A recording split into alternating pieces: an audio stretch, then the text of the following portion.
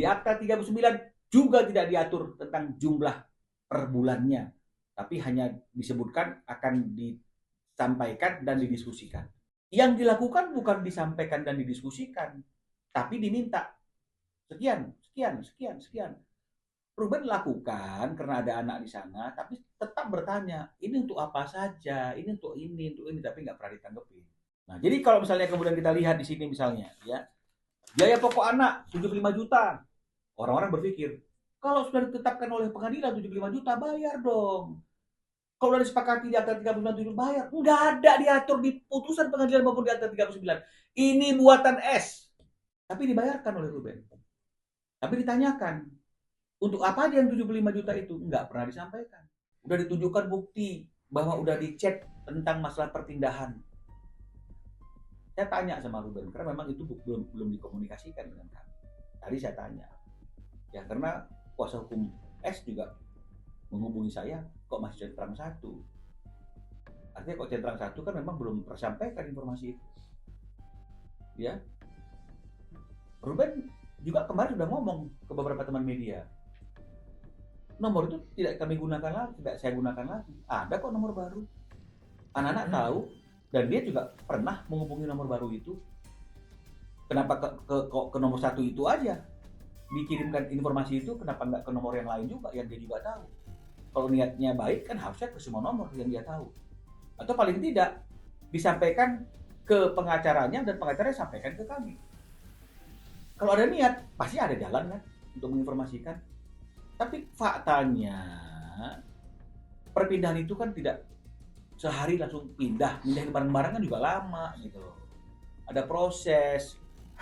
Kami tahunya setelah masyarakat se-Indonesia tahu dia pindah.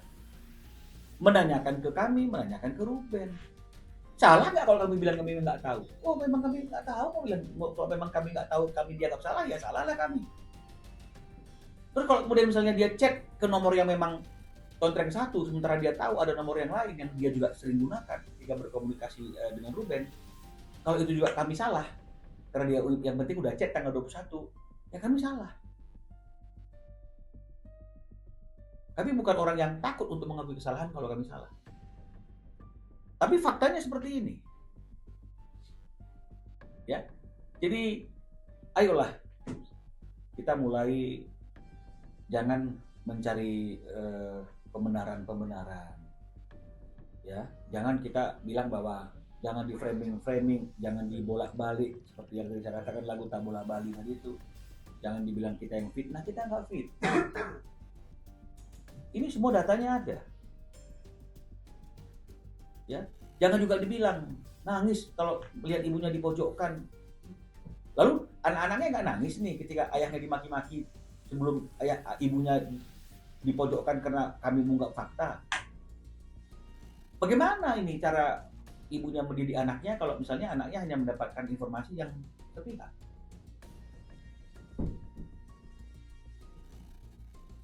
Seolah Ruben adalah ayah yang tidak bertanggung jawab.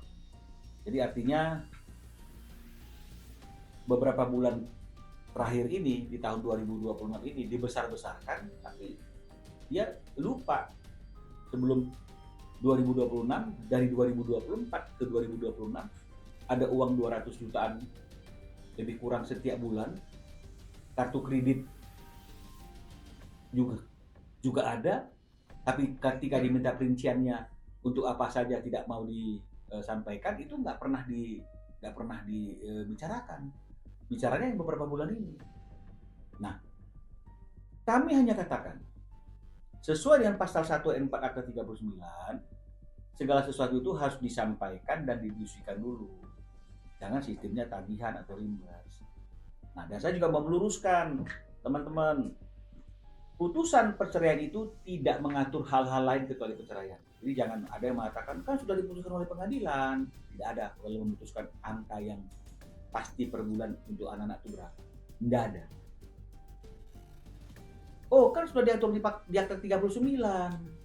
Di akta 39 juga tidak diatur tentang jumlah per bulannya. Tapi hanya disebutkan akan disampaikan dan didiskusikan. Jadi nggak ada.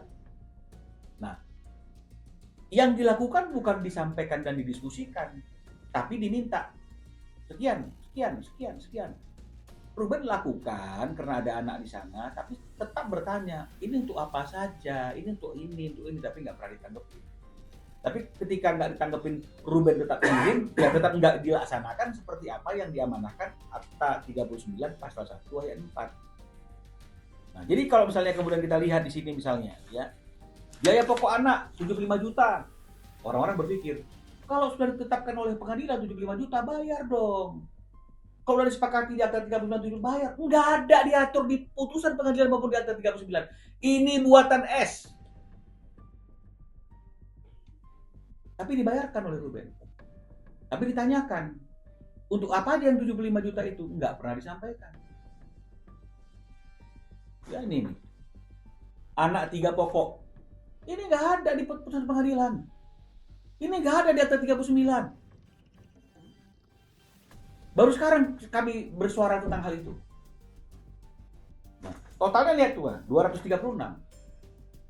Di Oktober, di November yang 75 jutanya tetap tapi berubah-berubah jadi 188. Kan bukan begini uang nafkah dan biaya pendidikan anak. Di mana-mana dalam putusan perceraian dia fix 20 juta kah sebulan, 50 juta kah sebulan. Kita nggak diatur dengan fix, maka diatur, disampaikan dan didiskusikan. Diskusinya nggak pernah ada. Kalau didiskusikan, Rubennya bertanya itu tuh apa saja, apakah itu perlu? Yang ada marah.